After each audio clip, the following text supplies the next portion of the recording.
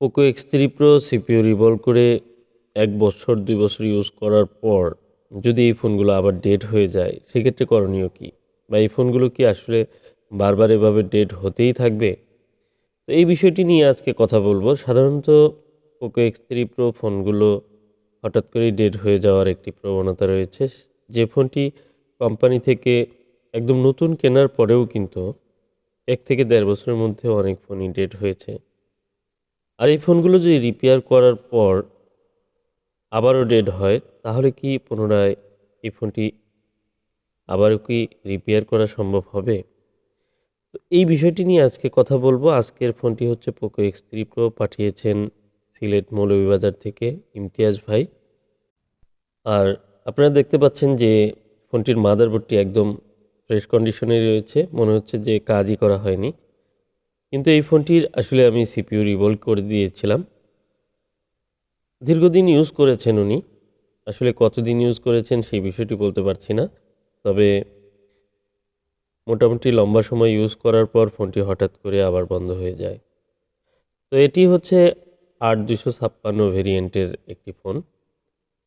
এমনিতেই ফোনগুলো অনেক ভালো। প্রসেসরের জন্য এই ফোনগুলো সবাই ইউজ করতে চায়। তো একটি ফোন যদি আপনার রিপেয়ার করে ইউজ করা যায় বা ১ থেকে ১.৫ বছর ২ বছর পর যদি ফোনটি আবার ডেড হয়ে যায় বা এনি টাইম ফোনটি ডেড হতে পারে, এরকম ঝুঁকি থাকে, তাহলে কি আপনি সেই ফোনটি ইউজ করবেন কি করবেন না? এখানে প্রথম কথা হলো যে ফোনটি আপনি যে পারপাসে ইউজ করবেন সেটি একটি গুরুত্বপূর্ণ বিষয়। আপনি যদি মনে করেন যে আপনার ফোনটি সবসময় কথা বলার জন্য বা রাফ ইউজ করার জন্য একটি ফোন ইউজ করবেন, সেক্ষেত্রে অন্য কোনো ফোন ইউজ করতে পারেন। আর যদি আপনি মনে করেন যে এই ফোনটির মাধ্যমে আপনি গেমিং, ব্রাউজিং এবং বিভিন্ন ধরনের এডিটিং বা অনেকে আছে ব্লগিং করেন, ভিডিওর কাজ করেন। তো এ ধরনের কাজগুলো যারা করেন বা ফোনগুলো ইউজ করে আসলে অনেক মজা আছে, যে কারণেই কিন্তু অনেকে ইউজ করেন।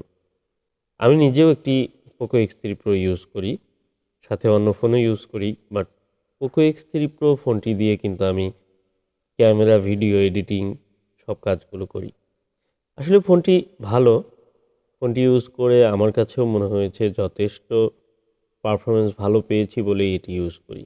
আর আমার মতো অনেকে আছেন যারা পোকো X3 Pro ইউজ করেন।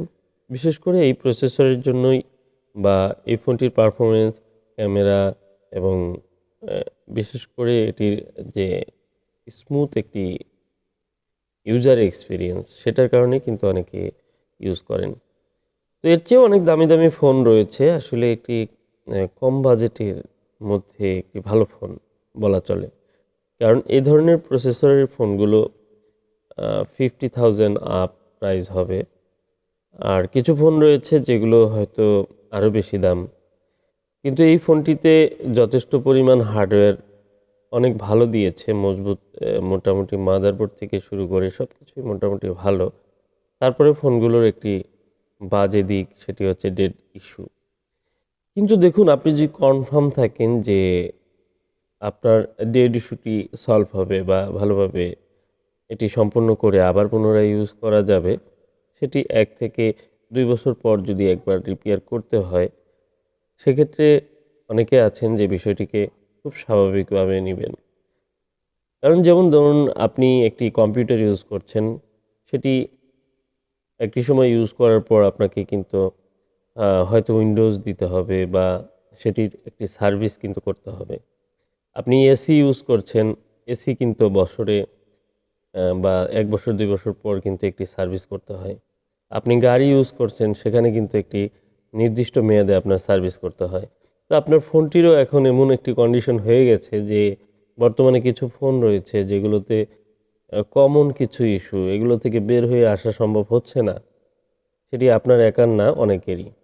কিন্তু এখানে একটি কথা আছে যে আপনি সার্ভিসটি যদি ভালোভাবে করেন বা ভালো জায়গা থেকে করেন, তাহলে আপনি লাইফ টাইম একটি সাপোর্ট পাবেন।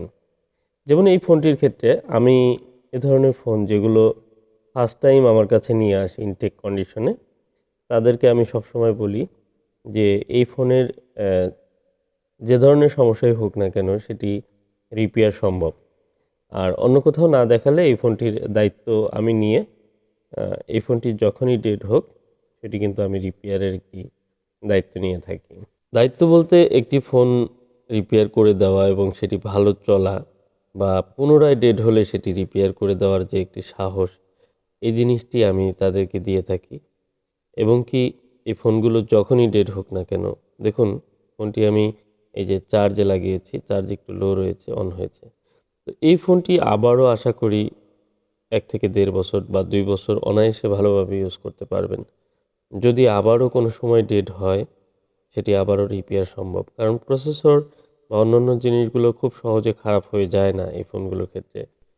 আবার অনেক ফোন রয়েছে যেগুলো রিপেয়ার করতে দিয়ে প্রথমেই কিন্তু রিপেয়ার হয় না, আনসাকসেস থাকে। সেগুলো একাধিক শপে দেখানোর পর, অনেক ট্রাই করার পর হয়তো রিপেয়ার হয়, কিছুদিন চলে আবার সমস্যা হয়। কারণ কাজের কোয়ালিটি ভালো না হলে সেই ফোনটি কিন্তু ভালো চলবে না। আসলে এই জায়গা থেকেই অনেক কিছু বোঝার আছে, শিখার আছে। আশা করি ভিডিওটি খুব সহজে আপনারা নিবেন ভালোভাবে। আজকের মতো এ পর্যন্তই। আ দেখা হবে নেক্সট ভালো একটি কোনো ভিডিওতে। আসসালামু আলাইকুম ওয়া রাহমাতুল্লাহ।